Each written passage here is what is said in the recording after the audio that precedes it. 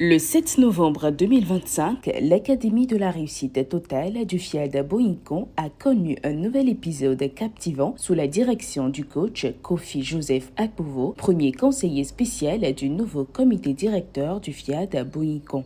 Livré, obéissant, je m'engage à aider chacun de mes amis,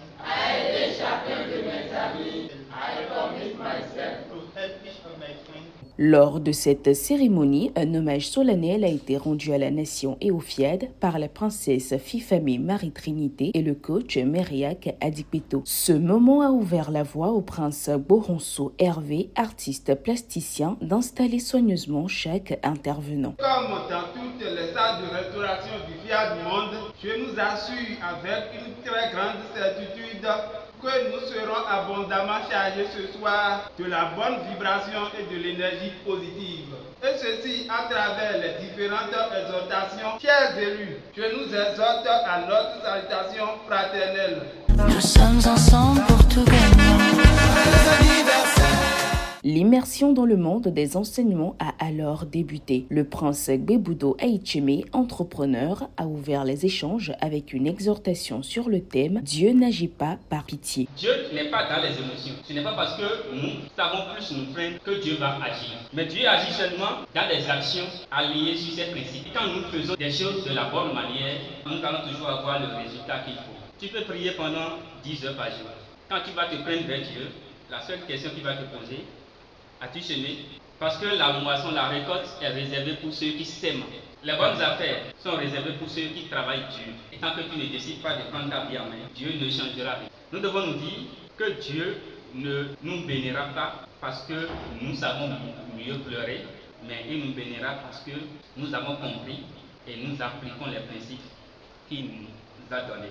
Alors avançons, osons, bâtissons et que notre entreprise soit un témoignage vivant que Dieu n'agit pas par pitié, mais par ces principes établis et qui comptent sur le même processus dans la bonne direction aboutit au succès. Le coach Denis Kenem, technicien industriel en mécanique et général, a ensuite abordé la deuxième thématique sur la Google Attitude. La Google Attitude, c'est d'abord le culte de la connaissance immédiate.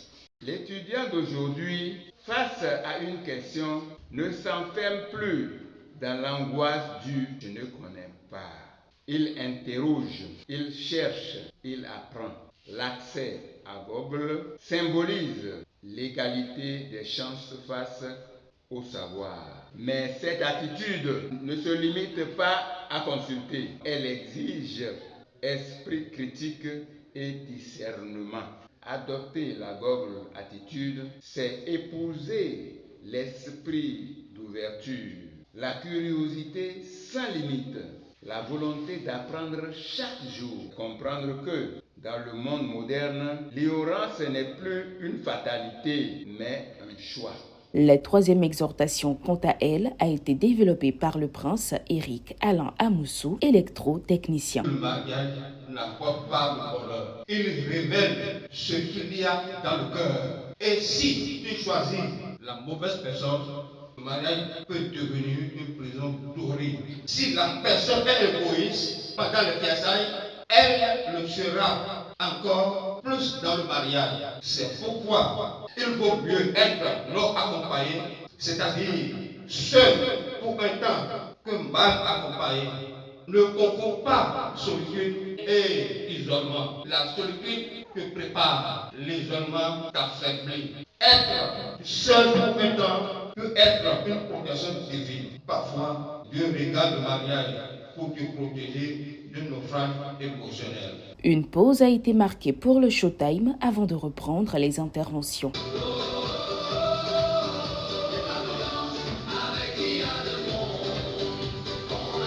La soirée a pris un tournant profond avec l'intervention du coach Virgile Charlemagne Huehou, coordonnateur régional du FIAD Boinkom. Il a souligné l'importance de créer une fenêtre lorsque Dieu ferme une porte. Si Dieu te ferme une porte, si te ferme une porte, c'est qu'il dit qu'il t'a ouvert une autre porte plus grande que cela.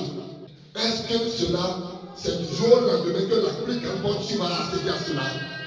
La réponse est non. J'ai eu un temps où tu es libre, mais pendant ce temps-là, comment tu vas te comporter. Est-ce qu'il faudrait se croiser les bras et attendre Dieu que t'envoie le poisson du ciel pour que ça puisse tomber dans ta bouche? Dieu ne dit pas les passionnés. Si ce temps arrivait, comment tu vas faire? Alors, ça souvent maintenant, il faut passer maintenant à la créativité. Il faut trouver quelque chose nécessairement pour pouvoir tuer le temps avant que Dieu ne puisse maintenant te ramener là où il veut t'amener. C'est la réflexion, ce qu'on te dit. Donc, la vraie question, c'est créer un emploi en attendant que ce que tu attendais ne vienne. Les minutes suivantes ont été consacrées à l'appel à contribution dirigé par la princesse Marie-Rose, opératrice économique. La générosité est une disposition du cœur et de l'esprit qui pousse une personne à donner, aider ou partager sans attendre quelque chose en retour. Toutefois, un acte généreux posé avec foi sur la parole de Dieu nous donne le privilège de marchander notre générosité avec Dieu, donner avec révélation, donner dans une bonne terre, car toutes les terres ne portent pas de fruits. Il faut semer là où la présence et la main de Dieu sont visibles. Alors, avec un cœur généreux, posons un acte de foi en mettant Dieu à l'épreuve et laissons la grandeur de Dieu se révéler dans nos vies. Tous ensemble, dans un esprit de collaboration, ils ont ensuite participé à l'exécution des paroles transformatrices assurées par la princesse Joronko, institutrice. La dernière phase de cet événement a été marquée par une dégustation de cocktails dans une ambiance conviviale, mettant ainsi un terme à cette magnifique soirée.